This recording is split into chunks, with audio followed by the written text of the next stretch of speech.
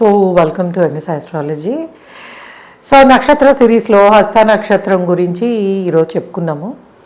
And last ఈ month చెప్పిన monthly వీడియోస్లో కరెక్ట్ అయినా నేను డల్గానే ఉన్నాయి, ఎందుకంటే నాకు అంతకుముందు 1 వీక్ నుంచి ఫీవర్, కాఫ్, కోల్డ్.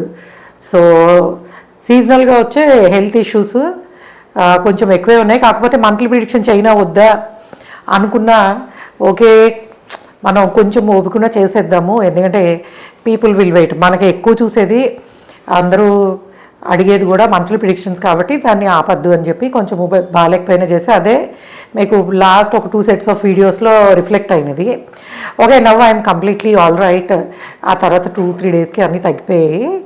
సో హస్త నక్షత్రం వాళ్ళు ఎలా ఉంటారు ఏంటి, అండ్ మూన్ ఆన్ ద నక్షత్ర ఆఫ్ హస్త ఆర్ లగ్నము హస్త నక్షత్రం మీద కానీ చంద్రుడు కానీ ఉన్నప్పుడు ఎటువంటి లైఫ్ స్టైలు ఫీచర్సు అండ్ ఒక బ్లూ ప్రింట్ అనేది, అంటే దీన్ని మీరు వీళ్ళు ఇలా మొదలవుతారు, ఇట్లాంటి క్వాలిటీస్ తోటి ఉంటారని అర్థం చేసుకోండి.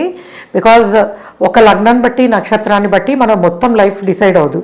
కాకపోతే ఆ బ్లూ ప్రింట్ అనేది దాని నుంచి ఉంటుంది. తర్వాత మనం పుట్టిన టైంన ఉన్న మిగిలిన గ్రహస్థితిని బట్టి ఇవన్నీ ఇంకొంచెం బెటర్గా ఉంటాయా తగ్గుతాయా అనేది డిపెండ్ అయి ఉంటుంది. ఓకే, హస్త నక్షత్రము ఈజ్ రూల్డ్ బై చంద్రుడు అండ్ కన్యారాశిలో ఉంటుంది.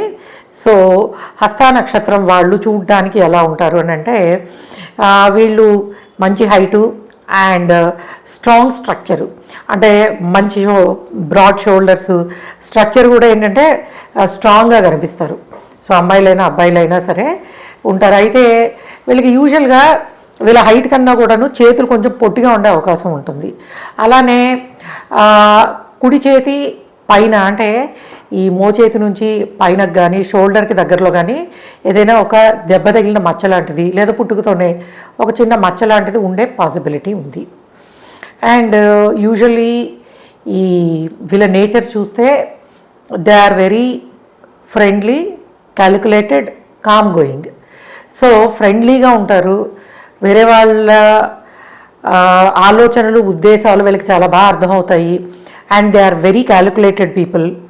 ఎందుకంటే మనకి రాసే బుధుడు రాశి కదా కన్యా రాశి. సో ఆ లక్షణాలు డెఫినెట్గా ఉంటాయి. And more over calm going nature. So mostly వీళ్ళు చాలా కామ్గా ఉండే పీపుల్ అని చెప్పచ్చు. అండ్ డెఫినెట్గా వీళ్ళ స్మైల్లో ఒక చిన్న పెక్యులియారిటీ ఉంటుంది. అది